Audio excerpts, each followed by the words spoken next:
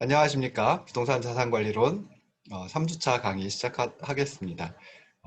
첫 번째 시간이고요.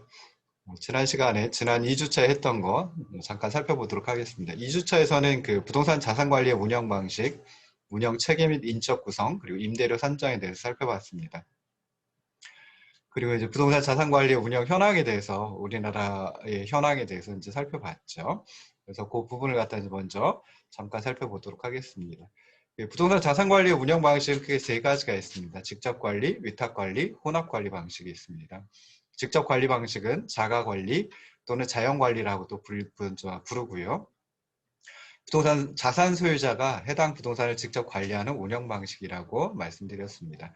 가장 오래된 전통적인 운영 방식이고요.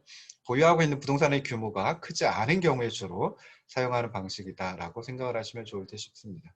직접 관리 방식의 장점은 관리 업무에 대한 그 강한 통제력, 관리 비용 절감, 기밀 보안 유지 및 하자 발생 시 신속한 조치 등의 네 가지가 있습니다. 대신에 이제 한계점도 있는데요. 부동산 소유자가 전문적인 관리 지식이 부족한 경우라고 하면 효율적인 관리가 어렵다라고 하는 문제점을 가지고 있습니다.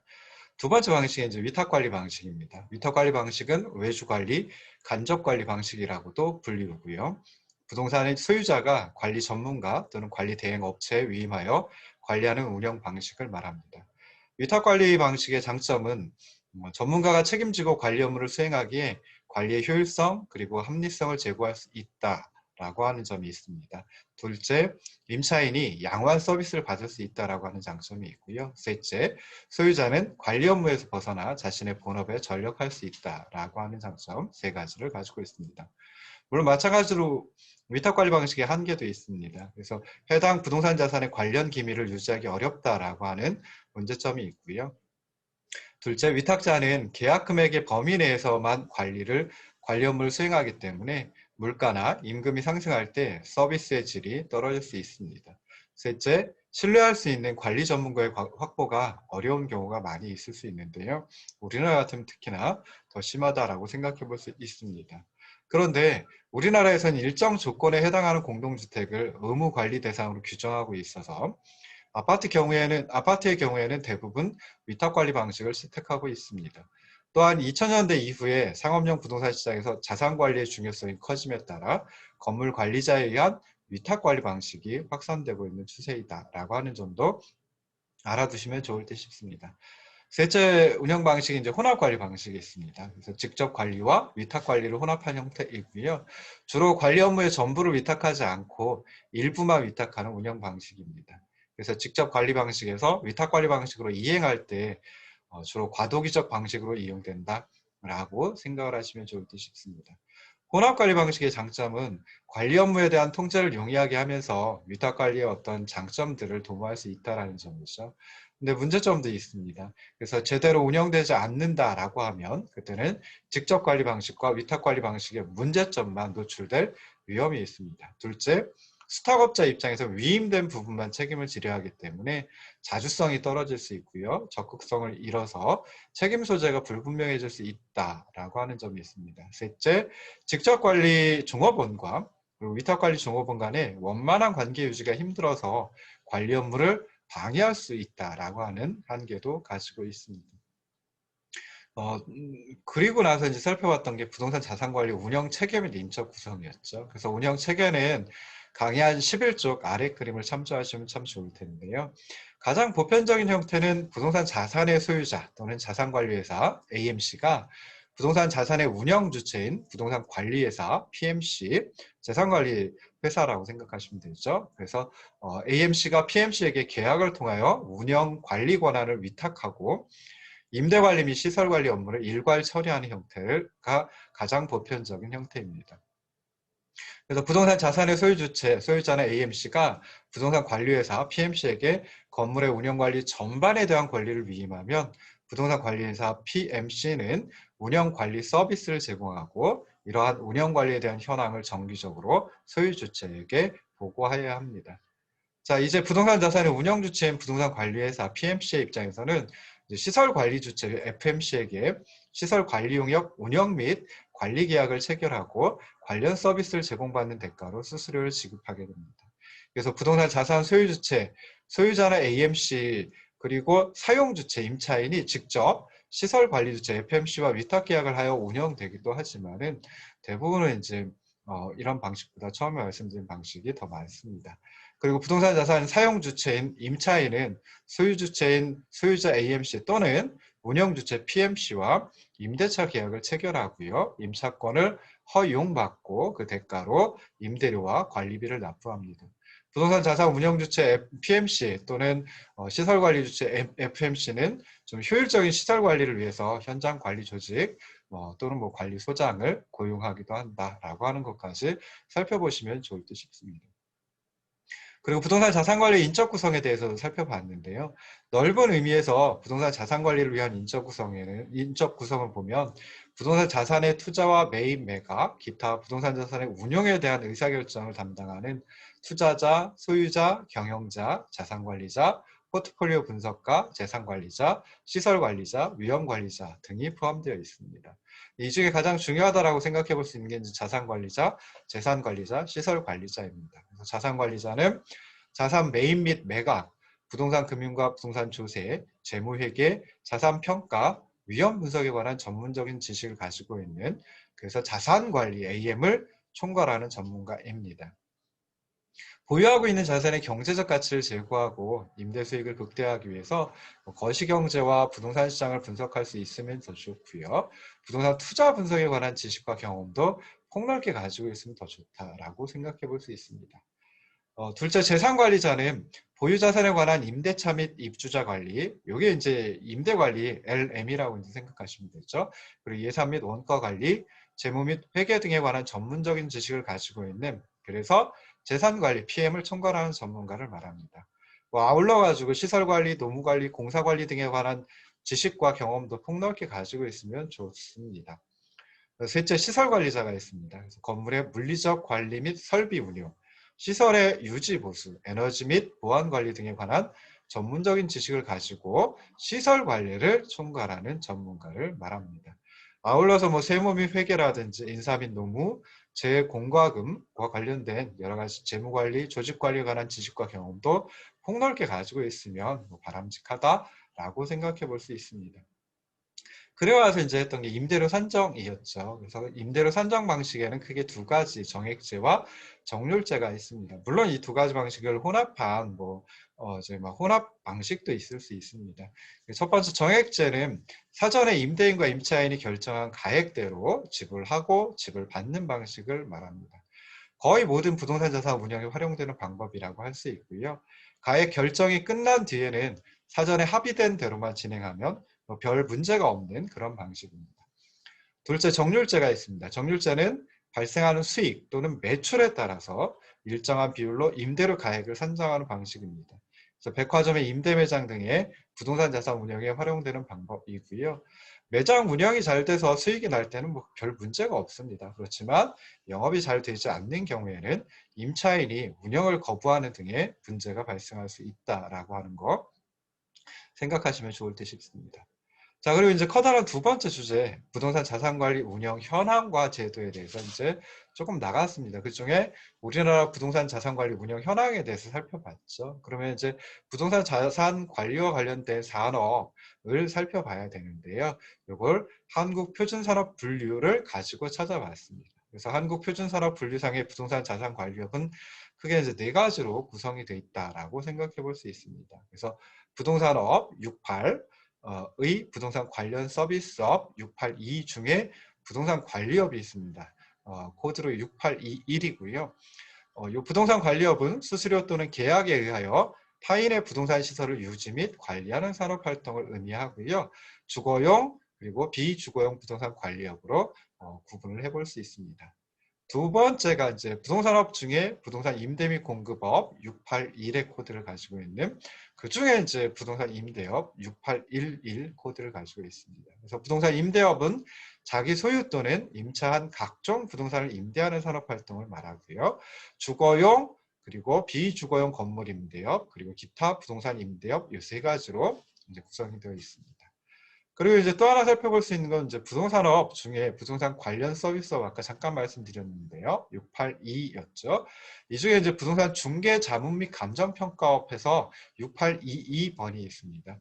근데 그 중에 또 부동산 투자 자문업이라고 해서 68222라는 코드를 가지고 있는 산업이 있습니다. 그래서 이 부동산 투자 자문업도 부동산 자산 관리업에 포함을 시킬 수 있습니다.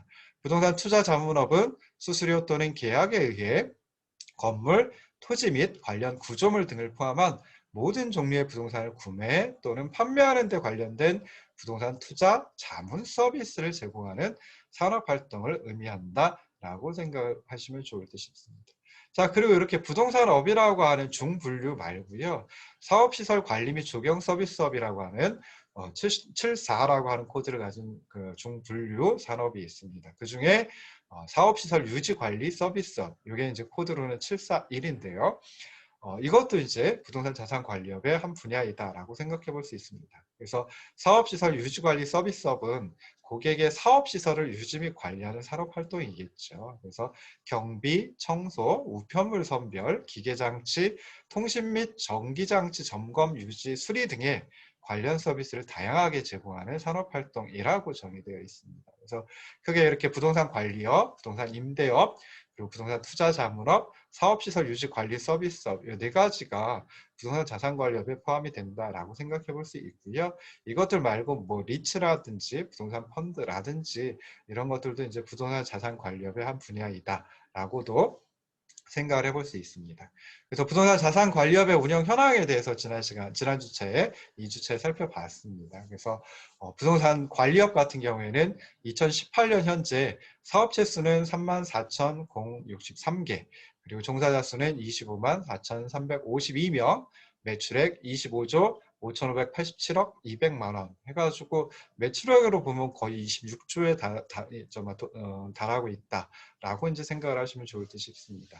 그리고 이제 2006년부터 2018년까지 13년 동안 변화 추이를 보면 연평균으로 따져서 사업체 수는 4.0%씩 증가했고요. 종사자 수는 2.6% 증가했고 매출액은 9.2%씩 매년 증가했다라고 살펴볼 수 있습니다. 그래서 여기서 분석할 수 있는 결과 두 가지 정도 이제 생각을 해볼 수 있는데요. 첫 번째는 사업체 수 증가율보다 매출액 증가율이 더 큽니다. 이걸 가지고 살펴볼 수 있는 것은 부동산 관리업이 그 영세한 사업 규모에서 좀 벗어나고 있구나라고 하는 걸 생각해 볼 수 있습니다. 두 번째, 이제 비주거용 부동산 관리업의 성장 속도가 주거용보다 더 빠릅니다. 그래서 부동산 관리업은 비주거용 부동산을 중심으로 고부가가치를 창출하는 사업으로 성장하고 있다라고 하는 어떤 결과도 찾아내 볼 수 있습니다. 둘째가 이제 부동산 임대업이었습니다. 그래서 부동산 임대업은 2018년 현재 사업체 수가 14,413개, 종사자 수는 46,440명, 매출액은 14조 528억 5,700만 원입니다.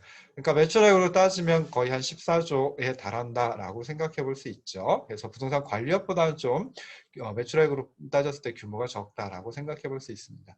마찬가지로 부동산 임대업은 2006년부터 2018년까지 13년 동안 매년 사업체 수는 7.7% 증가했고요. 종사자 수는 매년 4.1% 증가했고 매출액은 연평균 11.6% 증가를 했습니다.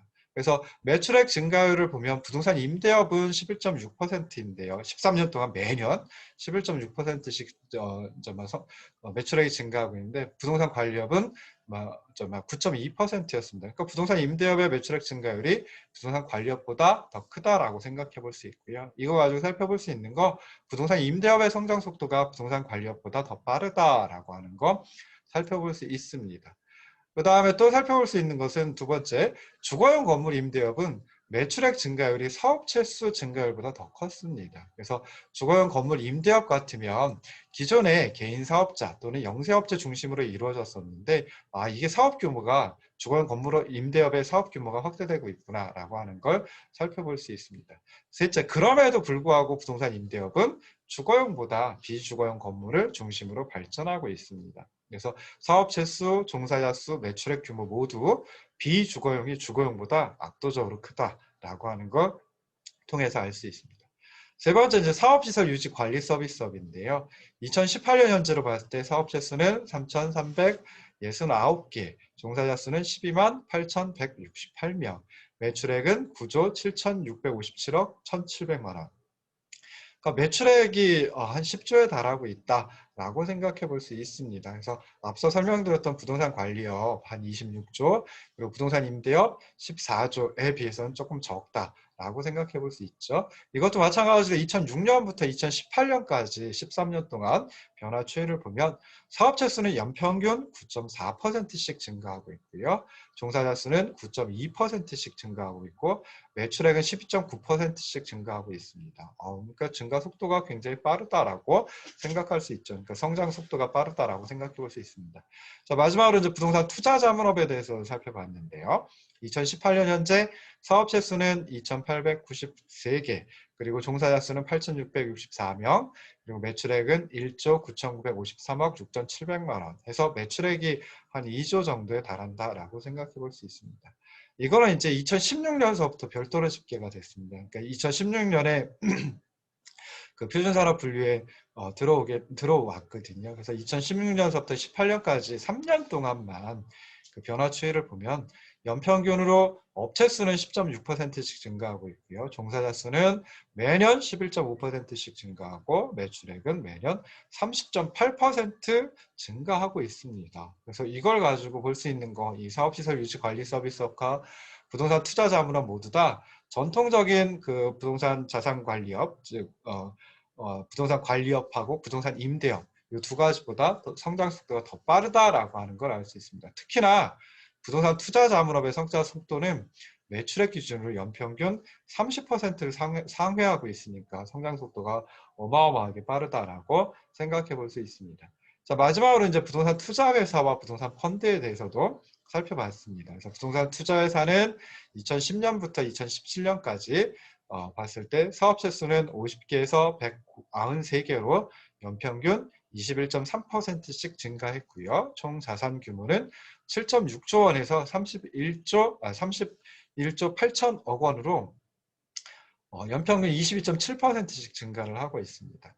부동산 펀드는 2014년서부터 통계에 잡혔는데요. 2016년까지 3년 동안만 보면 순자산 총액은 29.7조 원에서 47.2억 원으로 연평균 26.1%씩 증가하고 있습니다. 그러니까 부동산 펀드 같은 경우에 부동산 투자에서도 마찬가지지만 리츠도 마찬가지지만 부동산 펀드도 성장 속도가 굉장히 크다라고 할 수 있는데요.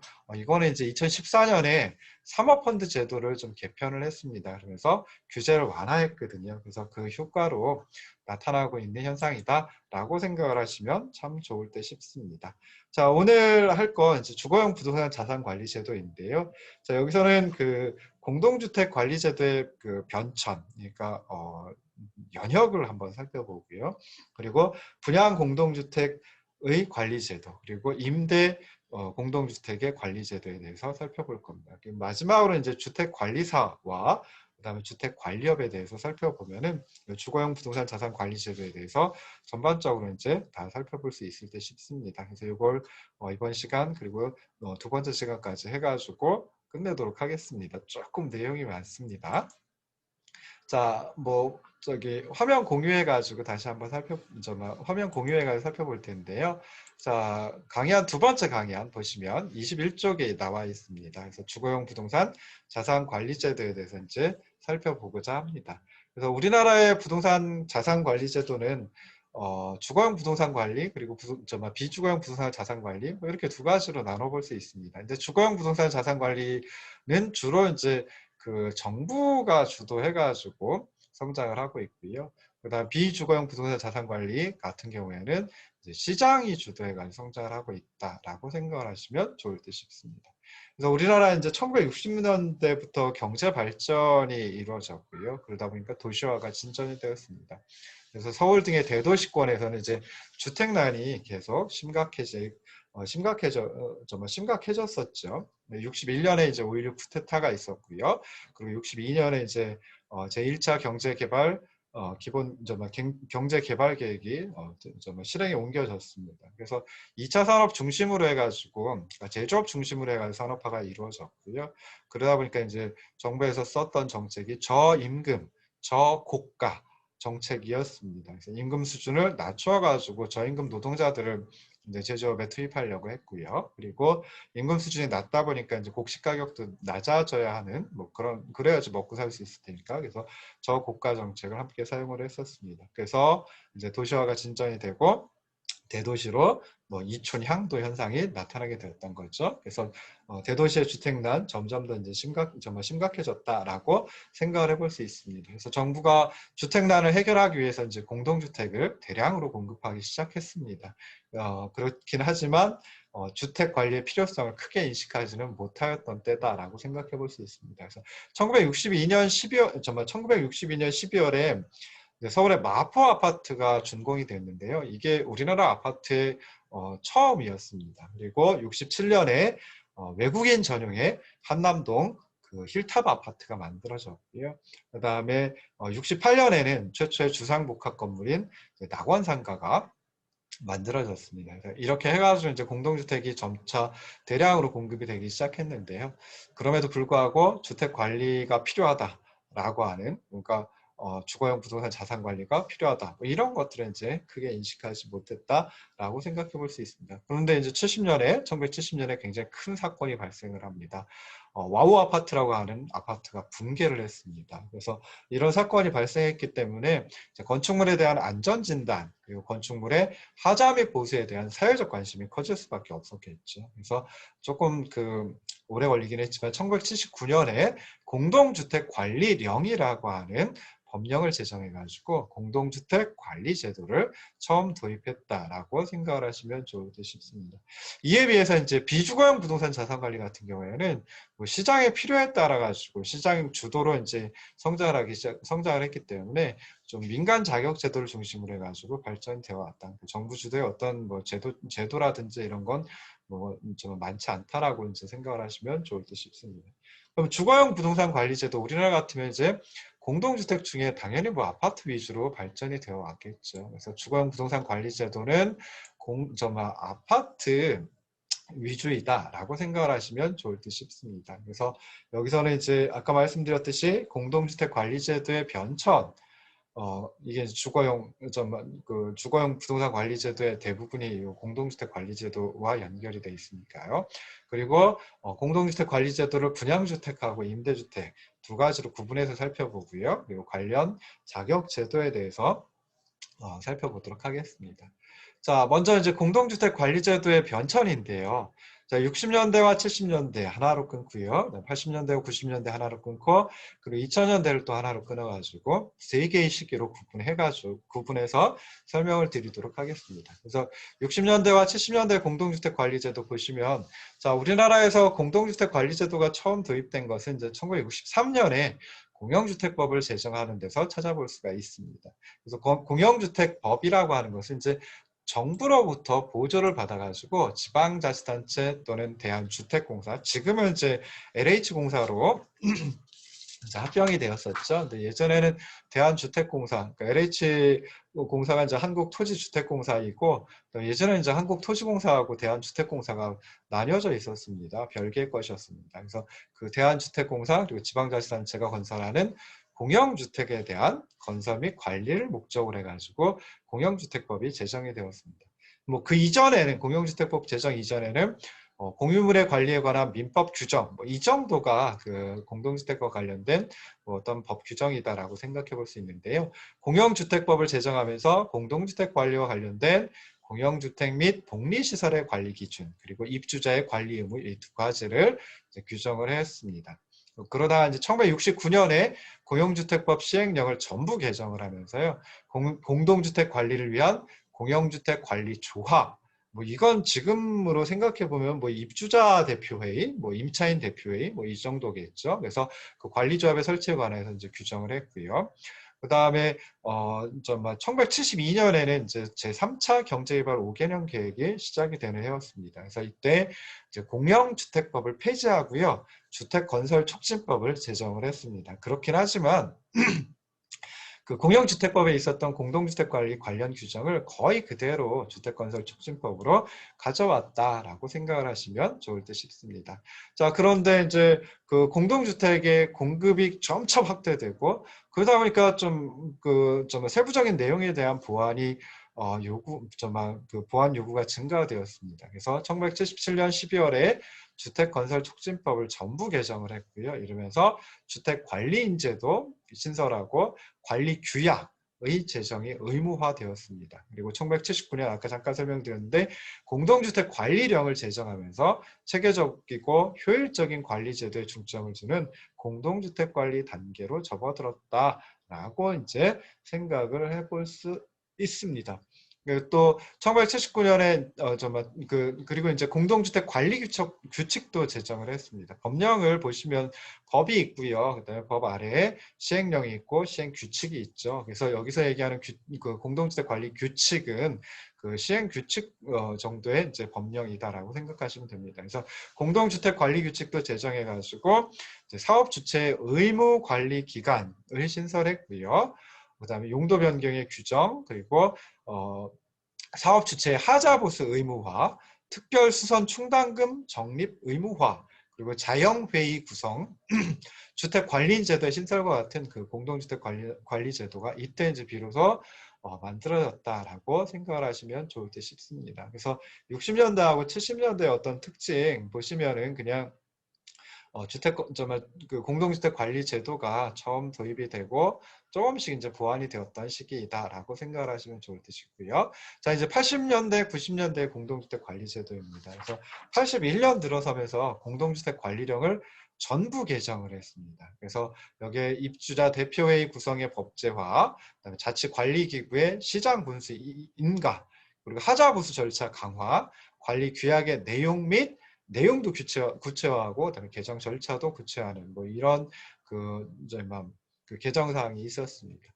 1983년에는 이제 공동주택 관리 규칙도 전부 개정을 했습니다. 그래서 장기 수선 계획을 수립하는 것이 의무화되었고요. 입주자 대표회의와 관리사무소의 업무를 명확히 구분을 했습니다. 그리고 1984년에는 공동주택의 장기 수선에 관한 기준이 법령으로 제정이 되었고요. 공동주택관리 회계 처리 지침, 그리고 집합건물의 소유 및 관리에 관한 법률이 제정되었다라고 이제 생각을 하시면 좋을 듯 싶습니다. 그래서 여기 공동주택의 장기 수선에 관한 기준, 요거는 이제 주로 이제 장기 수선 충당금이라든지 뭐 그래가지고 이제 뭐 어떤 크게 이제 수리를 해야 될 부분이 있으면 그 충당금을 축적을 해가지고 적립을 해가지고 나중에 이제 그 수리하는 데 쓸 수 있거든요. 그래서 시설 교체 그리고 보수를 목적으로 소유자에게 징수해가지고 투입하는 비용을 장기 수선 충당금이라고 하고요. 그것과 관련된 그런 기준이 제정되었다라고 생각을 하시면 좋을 듯 싶습니다. 자, 1980년대 들어서면서 우리나라에 그 굉장히 중요한 중요한 그 경제적 그 변화가 있었습니다. 뭐 우리나라의 변화라고 하기는 어렵고요. 국제적인 변화가, 국제적인 환경이 좀 많이 바뀌게 되었습니다. 그래서 우리가 보통 삼저 호황이라고 해가지고 1986년서부터 1989년까지 약 4년 동안 그 우리나라 경제에 굉장히 좋은 영향을 미치는 삼저 호황이 있었습니다. 그래서 저유가, 유가 그 기름값이 좀 낮은 수준이었고요. 저금리, 금리도 국제적인 금리 수준이 낮았고요. 그다음에 이제 저달러, 그래서 달러화의 가치가 낮았습니다. 그래서 이러다 보니까 이제 우리나라로 뭐 어떤 투자가 많이 이제 들어오고 그랬었거든요. 그래서 요 기간 동안에 경제 성장률이 10%를 상회했습니다. 10%보다 더 높았습니다. 지금 보면 어마어마하죠. 요즘에는 이제 뭐한 3%만 돼도 그 경제 성장률은 굉장히 높다. 뭐 이렇게 이제 얘기를 하고요.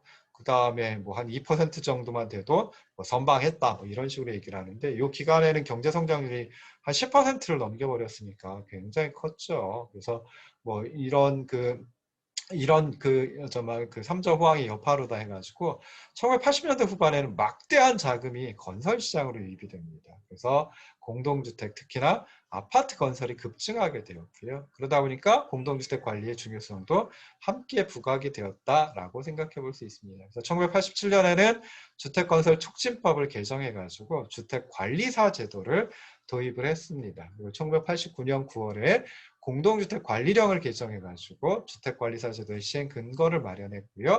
주택관리업자의 등록과 취소, 영업정지, 처벌 규정 뭐 이런 것들이 신설되었습니다. 그래서 이때 주택관리사 제도가 도입되어가지고 이제 주택관리사가 공동주택의 운영, 관리, 유지, 보수, 계량, 경비, 지출 관리 이런 것들을 이제 수행하기 시작했다라고 생각을 해보시면 좋을 듯 싶습니다. 그래서 80년대, 90년대 공동주택 관리제도의 특징이라고 하면은 이제 공동주택 관리 전문화를 유도하는 방향으로 이 제도가 개선이 되었다, 발전이 되었다라고 생각을 하시면 좋을 듯 싶습니다. 그래서 보시면 뭐 공동주택의 노후화 방지를 위한 장기 대책 수립, 아까 장기수선 충당금 적립해가지고 이제 좀막그 수선을 하는 거, 유지 보수하는 거, 그거 이제 있었고요. 그다음에 각종 안전사고의 방지, 주거생활 안정 및 주거환경 보전, 자산가치 유지, 회계 사고의 예방, 그리고 입주자 권익 보호 뭐 이런 방향을 이런 것들을 통해 가지고 공동주택 관리 전문화를 유도하는 이런 식으로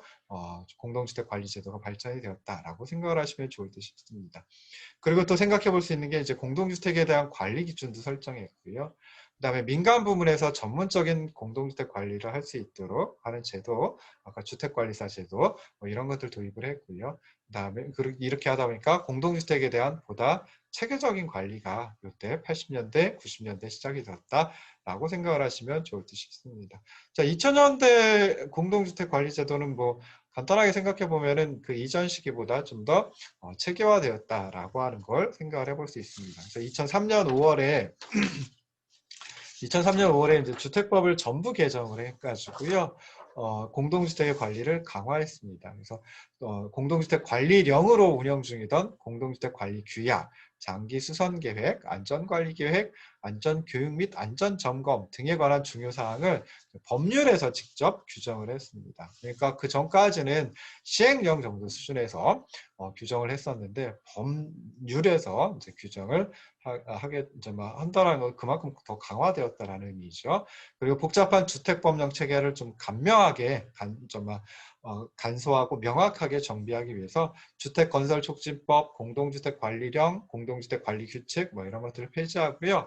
주택법과 주택법 시행령, 주택법 시행규칙으로 통합을 했습니다. 그리고 2015년에는 이제 공동주택의 효율적인 관리 뭐 이걸 이제 목적으로 공동주택관리법을 제정했고요. 그래서 주택법에서 좀 분리되어 나왔다라고 생각하시면 좋을 듯 싶습니다. 그래서 결국 이제 공동주택을 좀 투명하고 안전하게 그러면서 효율적으로 관리하고 공동주택 관리와 관련된 분쟁을 효과적으로 조정하기 시작했다라고 생각을 하시면 좋을 듯 싶어요. 자, 이제 또 살펴볼 게 이제 그러니까 지금 현재 시행되고 있는 우리나라의 공동주택 관리 관련 법령입니다. 그래서 공동주택 관리에 관한 법률은 공동주택관리법이 있고요. 민간 임대주택에 관한 특별법, 줄여서 민간임대주택법이 있고요.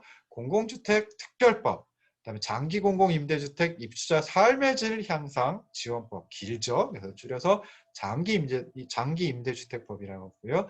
주택법, 민법, 그다음에 집합건물 소유 및 관리에 관한 법률, 이것도 줄여서 집합건물법이라고 이제 주로 약칭을 쓰고 있습니다. 그래서 이런 것들이 있습니다.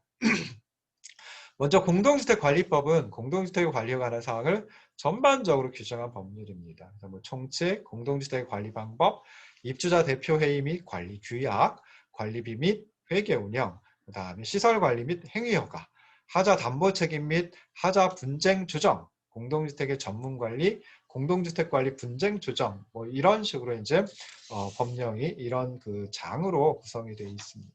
그래서 그렇고요. 그 다음에 민간 임대주택법은 뭐 당연히 민간 임대주택의 공급을 촉진하기 위해 지금 만들어 놓은 거겠죠. 그래서 민간 임대주택의 건설, 공급 및 관리와 민간 주택 임대 사업자 육성 등에 관한 사항을 규정을 해놓은 법이다라고 생각하시면 좋을 듯 싶습니다.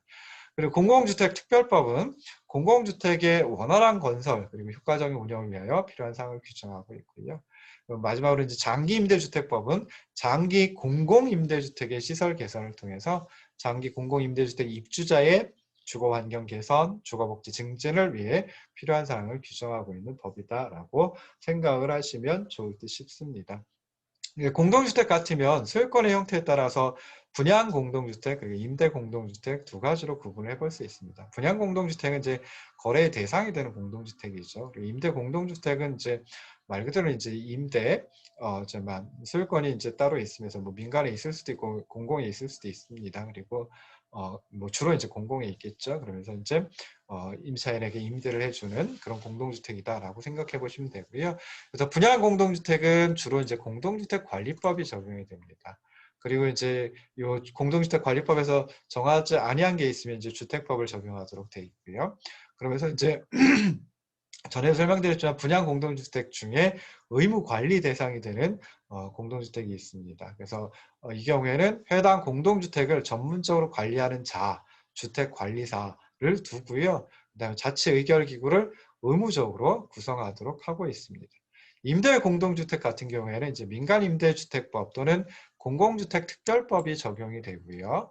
이 법에서 정하지 않은 것은 공동주택관리법에 규정된 바에 따르도록 하고 있습니다.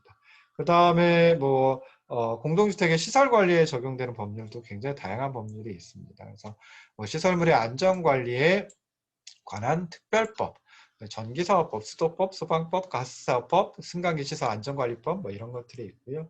그 다음에 관리사무소 직원 관리를 위한 뭐 노동법이라든지 또는 뭐 국민연금법 그리고 관리비 및 운영을 위해서 이제 기업 회계 기준을 또 적용을 받기도 한다라고 하는 거 살펴보시면 좋을 듯 싶습니다. 자, 뭐 이렇게 해가지고 정말 우리나라 공동주택 관리제도의 변천에 대해서 뭐 짤막하게 살펴봤고요. 뭐 현재 시행되고 있는 정말 법률에 대해서도 짤막하게 생각을 해봤습니다. 잠깐 쉬었다가 다시 돌아오도록 하겠습니다.